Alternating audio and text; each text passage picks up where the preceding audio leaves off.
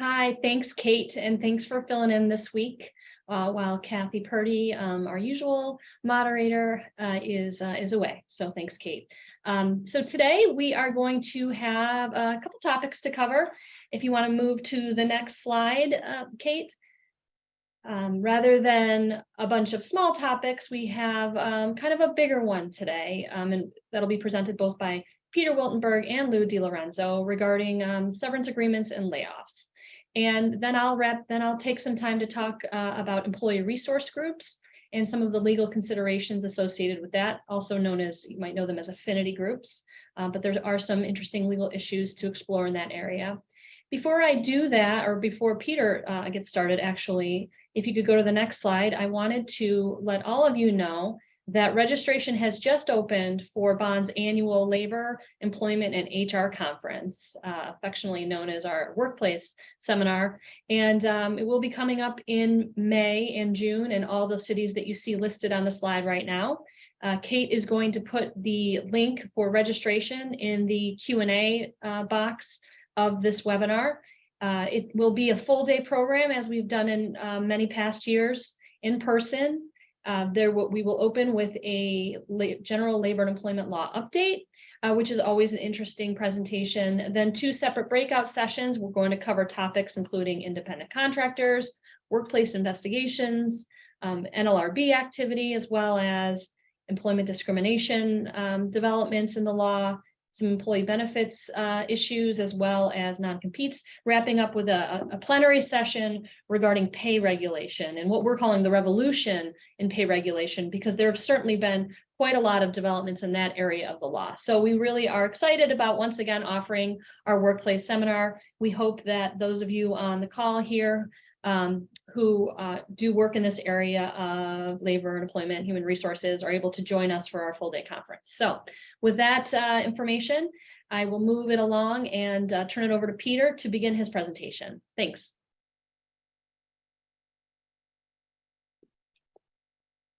Thanks, Kristen, and good afternoon, everybody. So as Kristen mentioned, Lou and I are generally going to be talking about a lot of considerations and connections with layoffs or reductions in force. But the first kind of specific piece that often goes along with that I'm going to talk about are considerations for severance agreements. Next slide, please. So the first just kind of consideration or thing to think about is whether you're going to offer a severance agreement at all. And this list here are a number of sort of overview considerations, and all of these are topics that I'm going to talk about a little bit later in this presentation. But I just thought I'd go over them just sort of from the outset here to give you an idea of where we're going to be going. So the first, perhaps the most important thing that a severance agreement can do is really formalize the terms of any severance payment that you're going to be making to the separating employee. I'm going to talk a bit more about severance payments later, but certainly that's one of the biggest considerations. And if you do make one, obviously having it memorialized with terms that are preferential to the employer is something you want to set out in a severance agreement. In a severance agreement, it's also helpful if the employee acknowledges by signing to acknowledge all the other payments that they've received at the time of their separation. That can include payments that you're required to give them by law, others that you may be choosing to give them voluntarily, and then any contractual obligations that you're also complying with that may have existed before then. Then the big thing employers are most concerned about, certainly with the severance agreement, is obtaining a release. I'll talk about that a lot more in a few minutes. Severance agreements, in addition to the release, can also have a lot of other provisions that are generally pretty helpful for employers and can protect them from other risks that may arise after the layoffs have been effectuated. And then another thing is compliance with something called the Older Workers Benefit Protection Act. There are a number of protections for older workers that you'll have to comply with. In connection with such an agreement, I can go through what those are and make sure that you know to memorialize them in the agreement. Next slide, please. So severance payments are often one of the first things that employers think about when they're considering layoffs or a reduction in force. So first, what a severance payment is a payment to the separating employee that's in addition to any other money that they would otherwise be entitled to. It's something that you're choosing to offer them voluntarily. You don't have to make it. So of course, that means it's separate from anything that you're required to pay them, which most notably would be all of their wages up until the last minute that they worked before they were laid off, of course. And then in some instances, that can include other categories of payout as well. And one example is unused PTO. And you'll certainly have to consider whether you're paying that out. That's an instance where, and I'll touch upon this a couple times during this presentation, you really need to be conscious of where all of the affected employees live, and then make sure you know the local rules or laws that implicate payout of unused PTO upon separation. I recently had a situation where an employer was effectuating a reduction in force. One of the affected employees lived in Colorado, which relatively recently passed a law that says that all separating employees have to be paid unused accrued vacation time, no matter what the reason for the separation was. And that was different from the law in many of the other states where the affected employees lived, including New York. So that's always something that you need to pay a lot of attention to. And if it applies, put that into the separation agreement. Severance payment is also, of course, separate from any amounts you would have to pay pursuant to a contract, if applicable. And so once you've considered all that, why would you even think about a severance payment? So there are a lot of reasons. The main ones first, I think, are because most employers, this is a difficult thing to do. This is going to be a tough time for the affected employees. So you want to give them some amount of money, perhaps, to help them through this difficult transition period.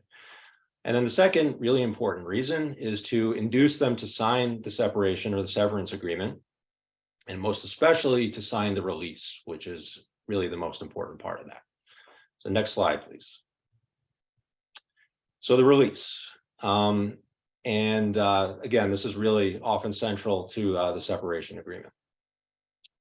With a release, an employee gives up any claims that they could have made, that they have made, or they could have made, having to do with anything that arose before they signed the agreement. So generally, anything that happened during their employment. Now, keep in mind that even after an employee signs a release, they can still have a claim against an employer. They can still sue an employer, but that would have to be based on something that happened after they signed the release. So, the biggest thing, one of the most, valuable things, of course, that an employer gets when an employee signs a release is a waiver of a claim from the employee that the layoff selection itself was either discriminatory or otherwise didn't comply with the law, or perhaps that the employee had a claim based on some kind of discrimination or harassment that arose during their employment, or perhaps that the reason they were selected for the layoff was in retaliation for something they may have reported during the time of their employment. If they sign the release, all of those kinds of claims would be waived. So obviously that's very important for the employer.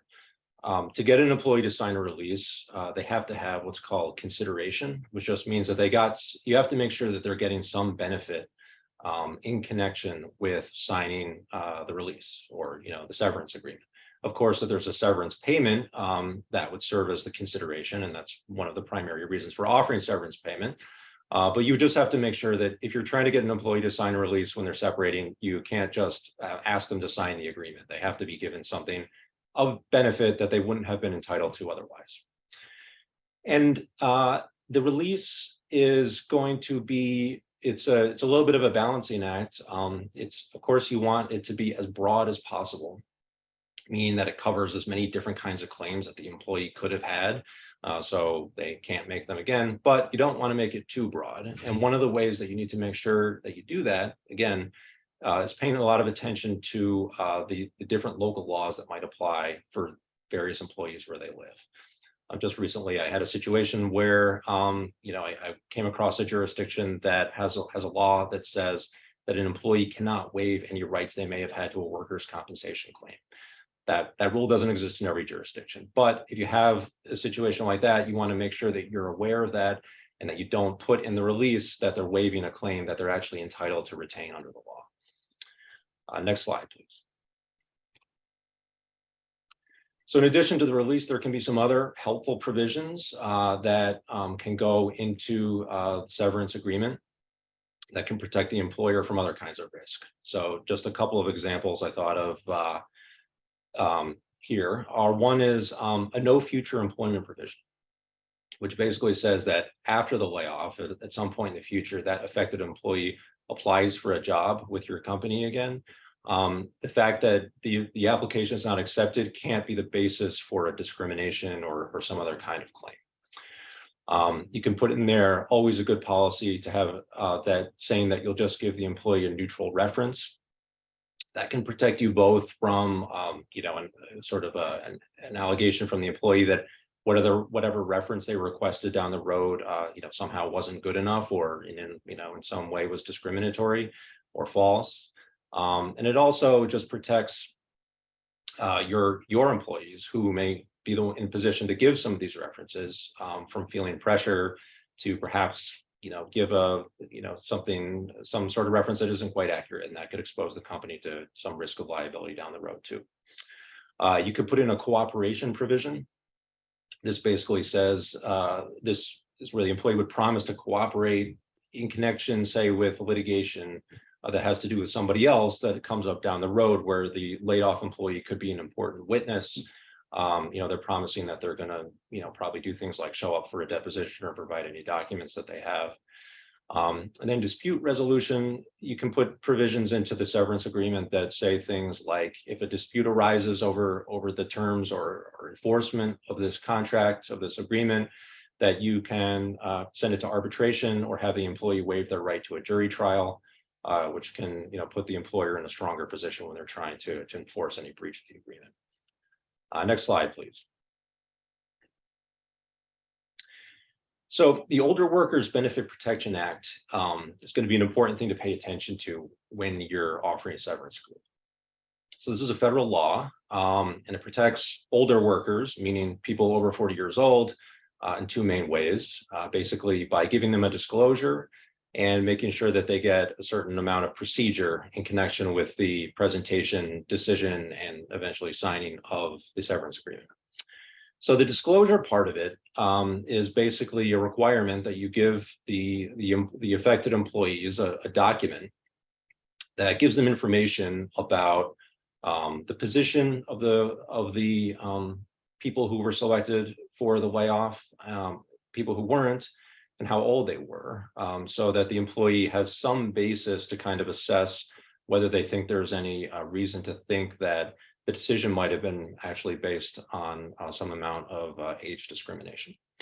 So the first thing when you're doing that you have to do in putting together the disclosure is determine what's known as the decisional unit, and that's where you identify either. It can be different depending on the circumstances, but you identify the part of the company, or maybe a class or a certain position. It could be an entire department that was affected by the layoff. And then the disclosure will identify all of the positions that exist in that decisional unit, not by name, but just by position, the age of the person in each of those positions, and then it just actually needs to say whether or not that position was selected for the layoff. And when you're preparing this, this also in advance is a helpful exercise to take a look at the people who you're selecting for the layoff and see if a really disproportionate number of them happen to be older. This can be an opportunity to sort of reassess what your selection criteria were and maybe evaluate whether there was a way to effectuate the goals of your layoff without having it be such a disparate impact on older workers. And of course, age is not the only protected category that you're going to have to be mindful of in that circumstance. But Lou's going to talk a bit more about kind of analyzing the demographics of the selected employees. So yeah, he'll talk about that a bit later on. Sorry, Kate, could you just go back to that last slide for a sec? And then the procedural part of your compliance with the OWBPA, the severance agreement is going to have a number of statements that basically say that the employee acknowledges that they understand the terms of the agreement, they had the opportunity to review it, perhaps consult an attorney if they wanted to. And then a big thing is that it has certain timing provisions. So if you're laying off more than one employee, you have to give them up to 45 days to consider whether they're going to sign the agreement. And then whenever they do sign it, after that, they're going to have 7 days to revoke it if they choose to. So that's going to affect the timing of your severance payment if you decide to make one. But you build in the 45 days for them to be allowed to think about it. And then you don't make the payment until at least 7 days have elapsed, because they could always revoke their acceptance of the agreement during that time. Next slide, please. And then the last thing I'll just touch on briefly has been, this is a case development from the NLRB, very recent, and it's a big change to some of the most common provisions that we normally put in severance agreements, and those are confidentiality provisions and non-disparagement provisions. So a couple of weeks ago, just on February 21st, the National Labor Relations Board issued a decision called McLaren-McComb. And they basically decided, or the board decided, that broadly worded confidentiality, non-disclosure, and non-disparagement clauses were a per se violation of the affected employee's rights under Section 7 of the National Labor Relations Act. And as you may already know, Section 7 rights are basically rights for employees to talk to each other about the terms and conditions of their employment. It also protects former employees, because in this case, the layoff had already happened. The board determined that restricting discussion about the terms of the severance agreement, or restricting employees from saying things that could be considered disparaging about their former employer, was a restriction of those rights. They even said that the mere offering of such an agreement containing these kinds of provisions could be a violation. So this is still a really new decision. All of us are still seeing how it's going to be applied, how it's going to be enforced, what kind of implications it's really going to have. So it's still fair to say that the individual circumstances are going to be important for whether you include a confidentiality and non-disparagement clause at all. And if so, how limited it's going to be. But it's definitely fair to say that the old confidentiality and non-disparagement clauses that we've become so familiar in putting in severance and settlement agreements are likely going to have to be a lot more limited going forward. So that's all I've got on severance agreements, and I'll turn it over to Lou. Thanks very much, Peter. I wanted to make a couple of comments on some of the things Peter said, which I thought was a very good presentation and a good overview. A couple of things. One is, he said to you, the agreement is only a waiver of claims up to and through the date of the agreement, the effective date of the agreement. The mistake I see some people make, one was very costly. It wasn't a case that we didn't settle the first one. We got involved after this case, the new case was filed. It was a situation where employees were allowed to work under an agreement. For example, we're having a layoff. We need somebody to stay on for 3 months to train a new employee in a position, or a year sometimes, or 6 months. So they execute a waiver or voluntary early retirement, something like that, or it's tied into a layoff. And they have an agreement signed, and the agreement provides for them working another 3 months as an independent contractor, an employee, or something else, maybe a new rate of pay, a new deal, if you will, or an extension of their old deal. Well, the problem is that that person, with any claim that arises during that subsequent period, we don't have a release for, because the release was only good, even though part of the release was they would work a 6-month period or another 3 months. New claims can arise, including the layoff from that job at the end of the 3 months, or the termination of their employment at the end of the 3 months or the 6 months, or they're applying for their own job. They're asked to stay on while they hire a replacement.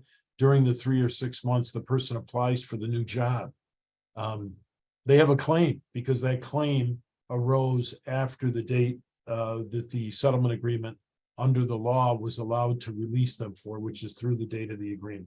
So if anything's happening after the date of that agreement, make sure you provide. So one of the ways we do that sometimes is set in the severance agreement an obligation to execute another release on that day.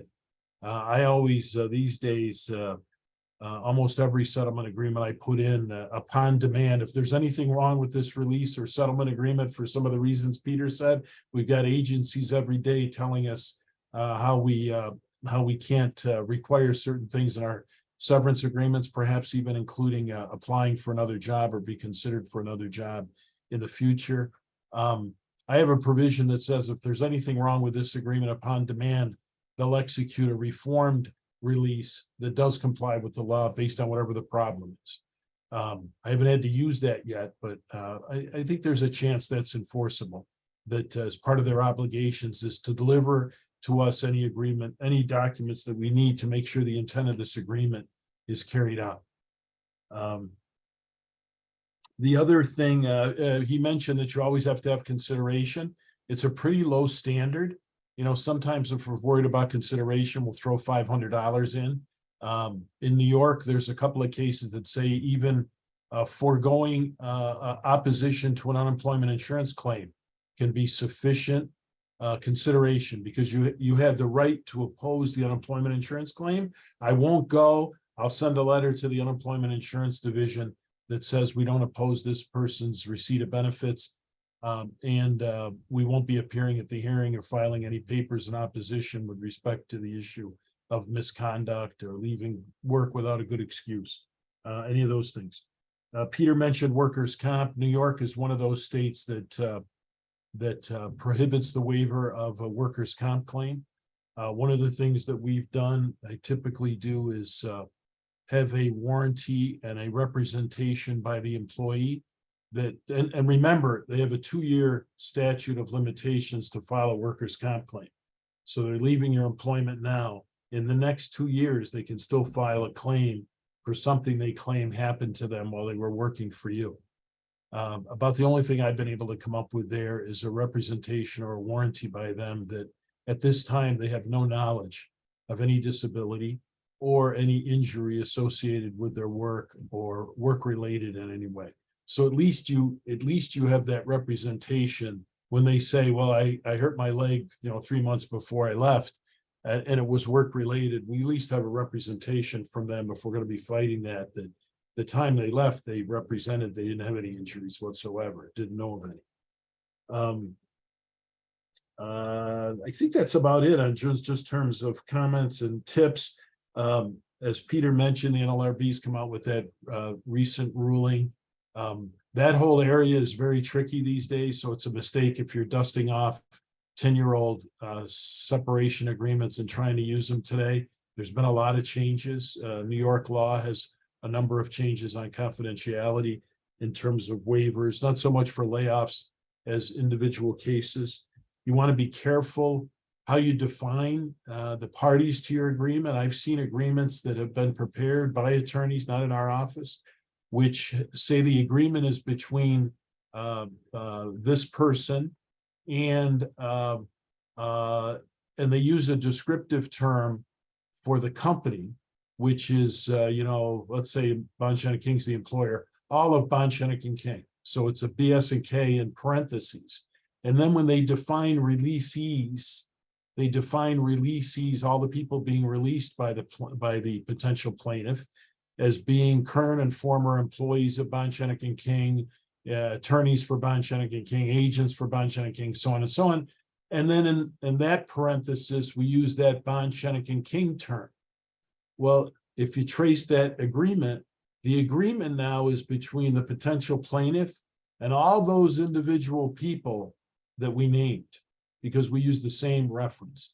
Make sure you don't do that. You have a clear definition of who the parties are, and you have a clear definition of a different group of people that are the people being released by the agreement. Same thing in non-disparagement clauses, a mistake that I see very regularly. Again, not Bond Schoeneck King attorneys, but other attorneys. And the non-disparagement clauses, they will have broad and the plaintiffs typically come back, or an employee, even in a layoff situation, comes back with a proposed change. They want the non-disparagement and the release to be mutual. Be careful with making the non-disparagement mutual, because you can't say that no one at Bond Schoeneck King will disparage this person. We're not explaining to all the clerical people why someone was terminated or what the reasons are for this layoff. This person may have made some enemies in very low ranks within the company, and we're not promising on behalf of 1,000 people that nobody will ever disparage you or be in breach of this agreement if that happens. Usually take a handful of people if it's necessary. And if you can, just have the obligation be that we will direct these 4 people not to disparage this person, or at least have a limitation that that direction is while they're employed by Bond Schoeneck King, for example, if that's the employer. So you want to be careful with, I've seen people get very sloppy with some of the promises. Now, Peter talked about a couple of things, one being that decisional unit under the Older Worker Protection Act. That typically it's very important decision for you to make. There's been a number of situations where there's been litigation over that choice of what the decisional unit is. If you pick the wrong decisional unit, the agreement is invalid, and you no longer have a release that protects you against a age discrimination complaint under federal law. So we want to be careful with making sure that decisional unit was properly selected. So that's going to require investigation into, the organization of the employer, where the decisions are being made. If one of the leading case involves a national company where these layoff decisions were made on a regional basis, and they took the position that the decisional units were the regional organizations because those decisions were made at the vice president regional geographic area level, and they stopped there. So you want to have some clear understanding of what the decisional unit is, and it's really the decision maker. Who's being selected, who decided who's being selected, how was it done, where were the considerations? Were they done on a departmental level? Were they done on a plant-wide level, done on an office-wide level, done on a national level, done on a regional level, whatever it is? So you want to put some thought into that. We got to make sure the decisional unit, the decision we make as to what the decisional unit is correct, because everything flows from that. The other thing that you're going to have to do with that decisional unit is you're going to have to analyze the statistics, all the protected categories that you can identify, age, race, sex, national origin, age, those categories to determine whether or not we have adverse impact in the layoff decision itself. Let's step back a minute. If somebody says to people at Bond Schoeneck King, we're contemplating having a layoff, it's a significant layoff, can you talk to us about what that process looks like and how we should approach it? If we're brought in at that stage, what I like to do is talk to the people about the reasons for the layoff. We want to establish, so, my parents were Italian immigrants. One of the famous sayings we had in our house was, we hope for the best, but we prepare for the worst. So we're going to start with the idea that we may have litigation in this case. The reason Peter's suggesting to you that you're going to consider severance agreements is to avoid litigation. We want to release absolute, great moat defense against any litigation is the release, as long as it's proper and it holds up.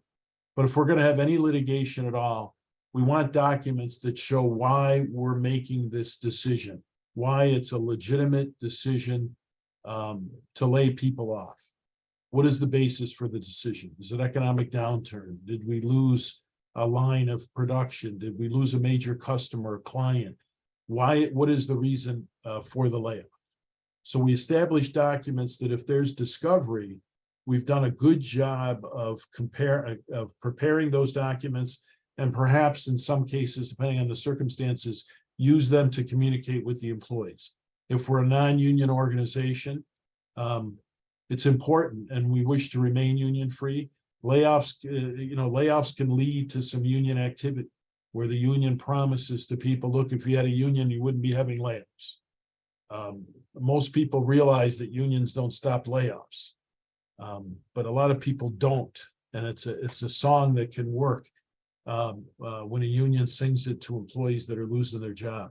Or if you're not using seniority, which most of my experience with non-union companies is they don't use seniority as the primary selector in a layoff decision, the unions will promise that had you had a union, seniority would have been used under the labor contract if there's a layoff, and maybe classification seniority, maybe it's company-wide seniority, a whole different list of considerations. So we want to have good communication to employees as to why this is necessary, the steps that have been taken, and so on. So one is documentation of the reasons for the layoff. Make sure we're all on the same page. We're giving the same reason in different places, whether it's the unemployment insurance division, whether it's our internal documents as to why somebody's being separated, all those kinds of things. Same thing in conversations. Supervisors understand the reasons why, and so on. So it's everybody's reading from the same sheet of music. Nobody's claiming I was given this reason, they said this reason, they don't match up. Might create a question of fact, which would not allow us to win a summary judgment motion, for example. So we want to make sure we have clear communications as to what we're doing and why.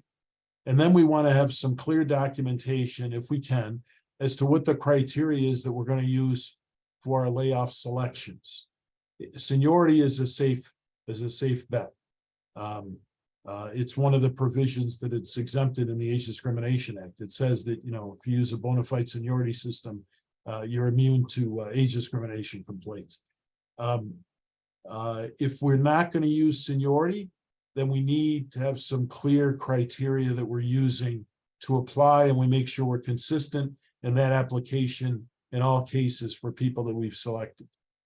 Sometimes we, depending on the size and the organization and what's involved, sometimes we have 2 or 3 people involved in this decision-making. We form a reduction in force committee. What does that do?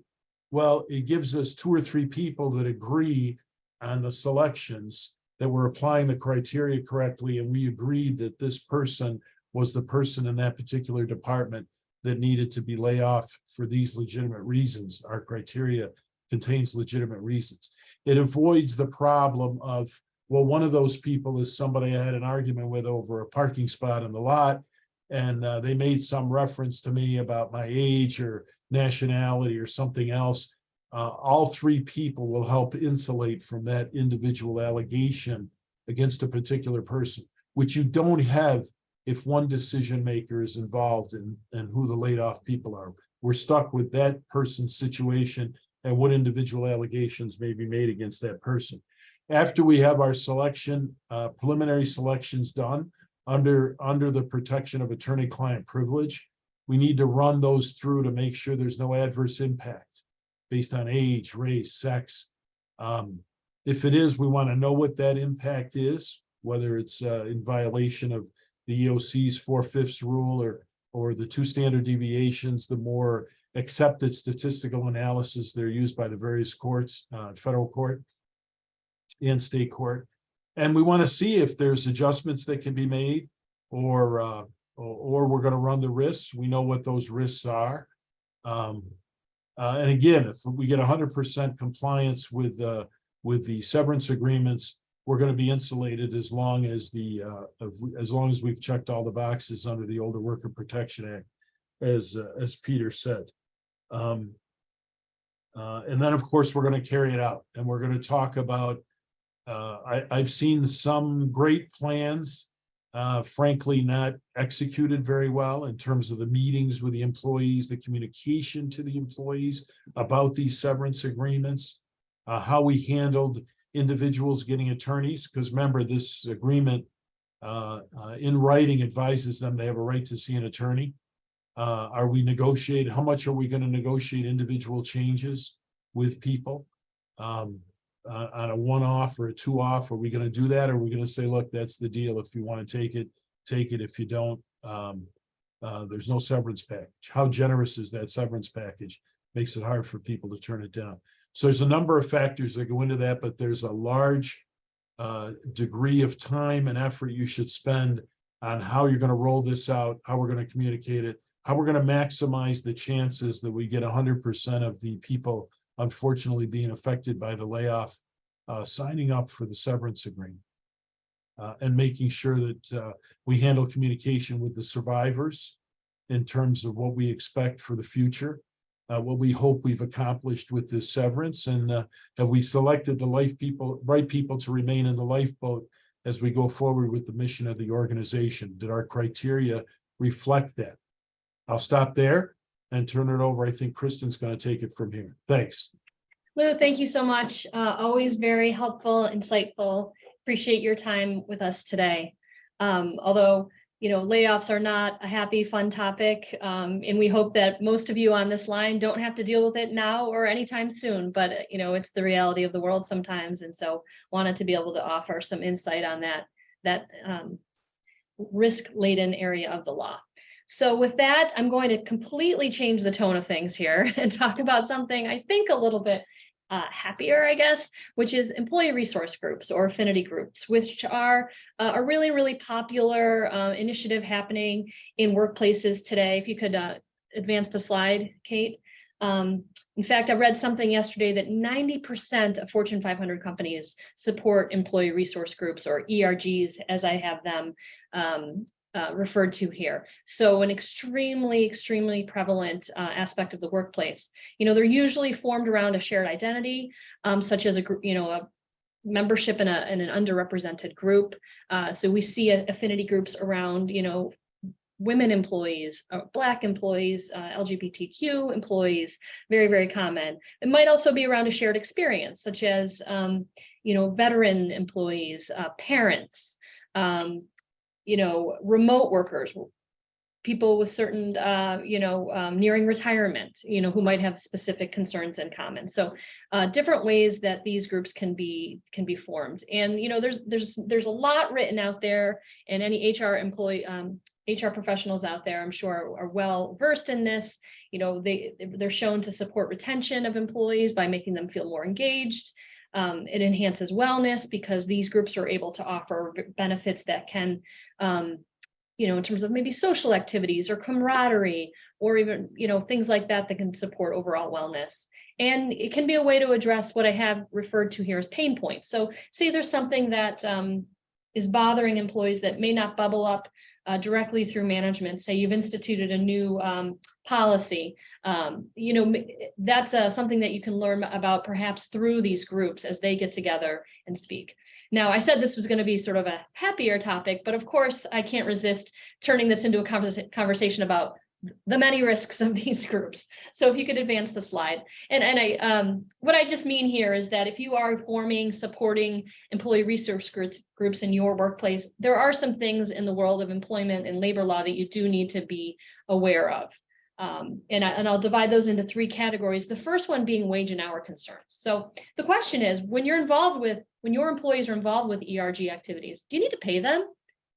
And this is an easy question when you're in an area where maybe it's only exempt employees who are involved in those groups. Here at Bond, we have what's known as the Women's Initiative. It's been around for over 10 years. It's a resource for our female attorneys to get together and support each other. And we're all exempt employees, so this question doesn't come up. But what happens when you have non-exempt employees that you do want to get involved in these types of groups? I mean, there's a lot of benefits to this, and you would want to extend it to a broader workforce. So what happens when, I put some examples here, your ERG group sponsors a financial wellness consultant to come in. The ERG sponsors an Earth Day cleanup. That's sort of timely this in April, right? It's coming up soon.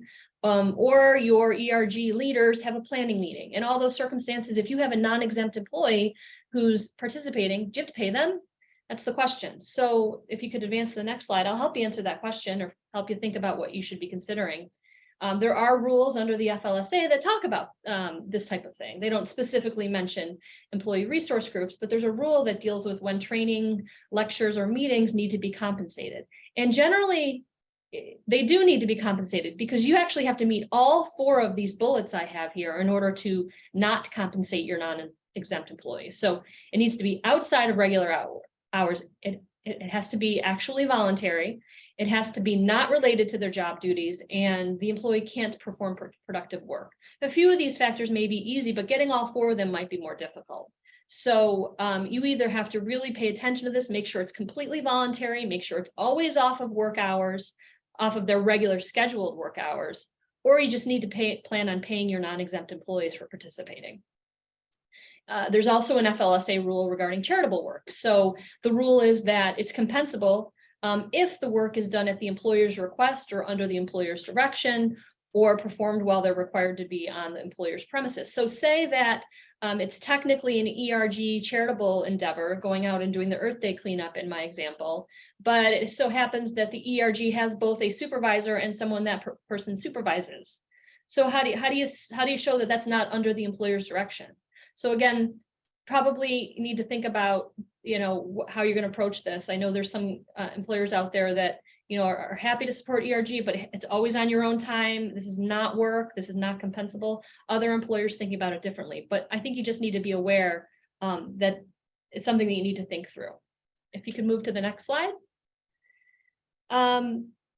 And I know I only have a couple minutes left. I hope I don't lose too many of you, but very, very briefly, the second category that I wanted to address is discrimination law concerns. Not a lot to say here, except to say, even though these groups are usually formed around a protected category, I mentioned Bond's Women's Initiative, you cannot limit membership based on protected category. That would be textbook discrimination. You're denying a benefit based on a protected category. So Lou, Peter, I've got great news. If you'd like to join the Bond, Schoeneck King Women's Initiative, you are more than welcome. We would never exclude you.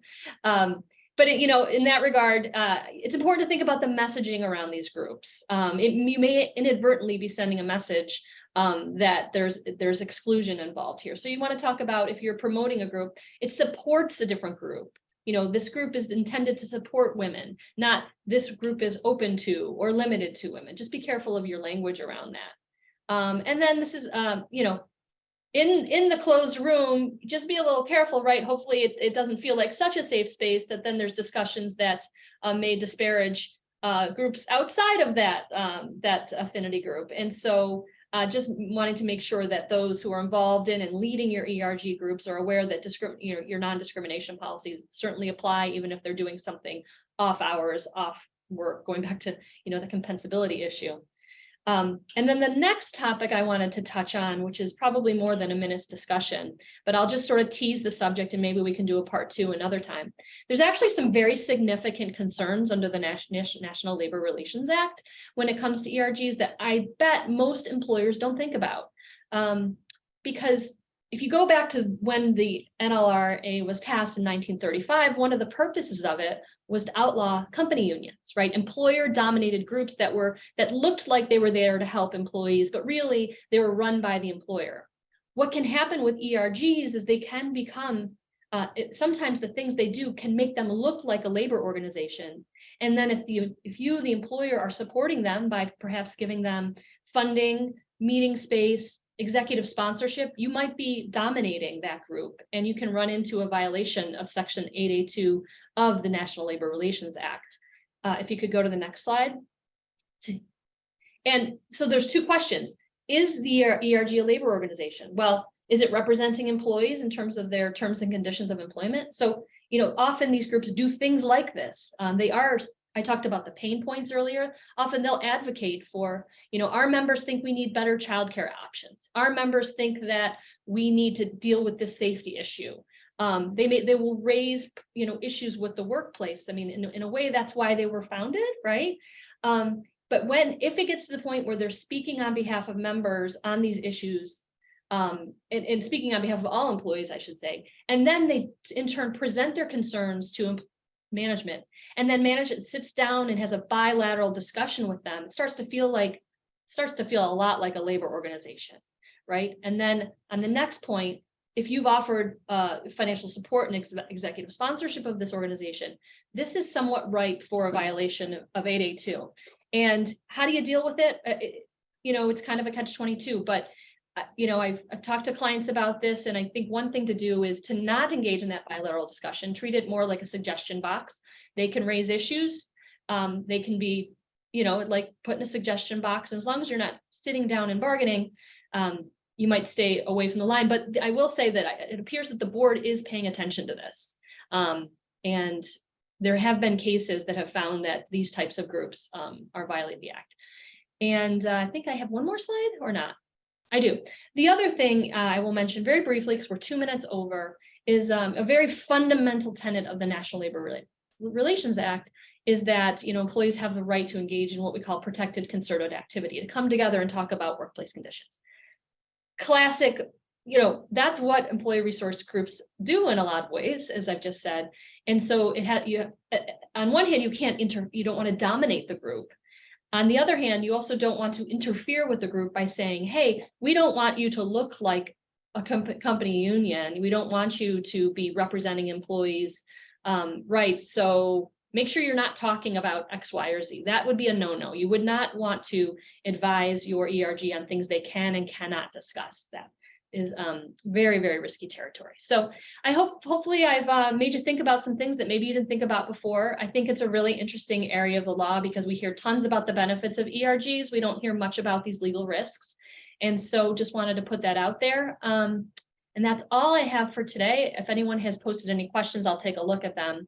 But I want to thank you for your time today. Once again, coming and spending an hour with us. We really appreciate it. Feel free to contact any of us who spoke today with any follow-up questions. Be sure to get out there and register for our workplace seminar. And we look forward to seeing you again next week. Thanks so much.